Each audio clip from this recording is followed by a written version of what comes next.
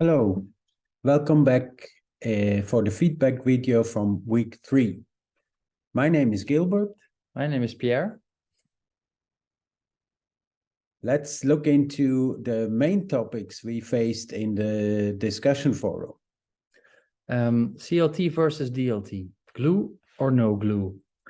There were really a very nice variety of viewpoints in the discussion. It really depends on how you look at things, of course, because it makes a great difference whether you use the CLT or DLT structurally or not. There are a couple of things we like to point out. For instance, the structural perspective. In respect to the strength to material ratio, CLT clearly wins. At the economic perspective, less material is less costs, resulting in a better business case for CLT, I believe. The health, well-being perspective, no glue means no VOCs emissions and no chemicals in the material. It remains all wood, vapor open and healthy. So thicker mass timber floors and walls have a clear benefits for the thermal comfort inside, a plus for DLT. Yeah, and if you look at circularity or sustainability, the greenhouse gas emissions will be much less with DLT. But also because of the thickness, the carbon storage is actually higher. End-of-life options next to reuse for both types. Of course, for the DLT, a clean assembly, disassembly is the case. Yeah, here so on this page you see floor systems from top to down, DLT lamellas with a top concrete floor, or then the CLT with a top concrete floor, or another densified or more denser, smaller lamellas from DLT together with a concrete floor, or this kind of beam laminated floor on top. So there are already comparable hybrid floor systems with DLT or in comparison to CLT, or at the right side that you use in an open structure panel systems like DLT or CLT for stiffen out the building. Let's go to the fire and seismic resistance, whether to choose for concrete or timber. In the case of fire, of course, timber is extremely predictable when it comes to the time before it collapses. Reinforced concrete is not predictable. Concrete does not burn, but the steel inside is the weak point, as you know. Timber chars on the outside, but the inside retains its structural capacity. Charred timber could be reused after a fire. And in terms of seismic, we have a nice video for you, because this was a test that was performed this year in San Diego, California. 10-story high-rise.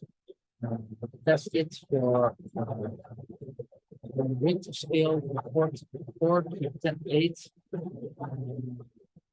seismic events. Clearly see what's happening. There is a lot of flexing.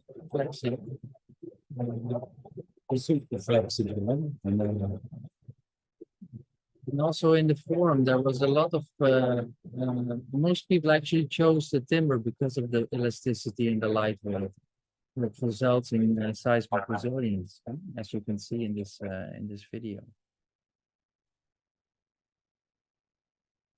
So probably a small side path to look into future developments. Dr. Emre Ilgin from Finland, he developed 2 years ago a floor slab element also without adhesives, so glue-free, based on this dovetail connections, very old joinery culture.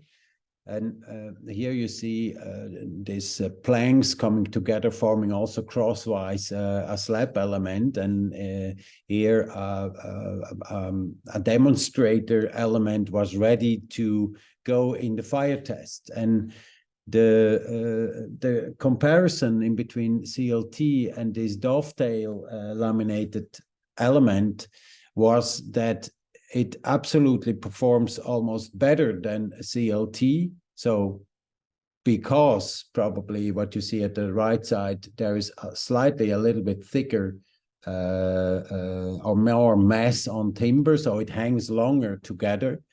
And the speed of inburning is much more lower. Mm-hmm. And so in terms of fire resistance, it performs better. So there's a lot going on, and I think future brings new products on the market. And then, for sure, we saw super cool assignments. We laid out 2 of them.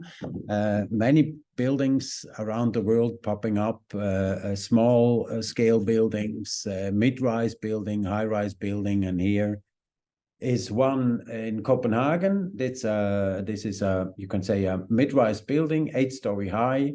Super cool seeing building site pictures where you can identify the different mass timber products they are used. At the right side, also identified with glue laminated timber products. I think also cross laminated timber for the slabs, probably still a hybrid construction.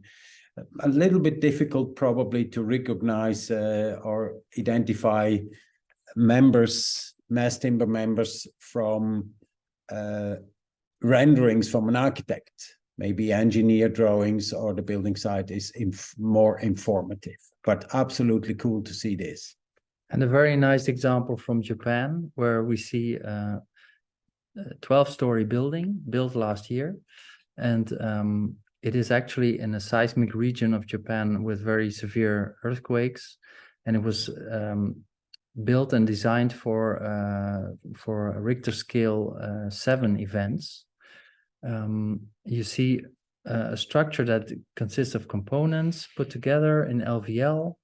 We also have some pictures of them in detail, where you see this triple layered components, which are then mounted together. And there's also a picture on the assembly where you see it coming together. You see here on the outside, you see clearly that it's LVL lamellas used because of the veneer on the surface. And later this was finished because the connectors would be otherwise visible. Later it was finished with a wooden layer also to protect it against fire. I think you can see here quite clear. Let's see if I can switch to that. It is not from glue laminated layers, but you see here these veneer sheets on top of each other. So that's, I think, very well identified from this learner. So thank you very much to sharing this and also this huge members. And you see it's in Japan, an enormous more amount of timber because high regulations to prevent you building from seismic issues. Super cool example to share with all of us. And maybe last but not least, design issues are also what we are facing here, is that this construction starts to become slimmer towards the top. So you see the columns are slightly thicker here, mid of the building, but the top floors are the construction is much more slimmer. So economic way to use less timber. So it's good to use timber. We agree, but using less timber if it's not necessary, I think that's absolutely also a goal to achieve. So yes, thank you all for all this contribution. Wish you much more insights and see you back next week. Thanks. Thank you very much, and see you in week 4.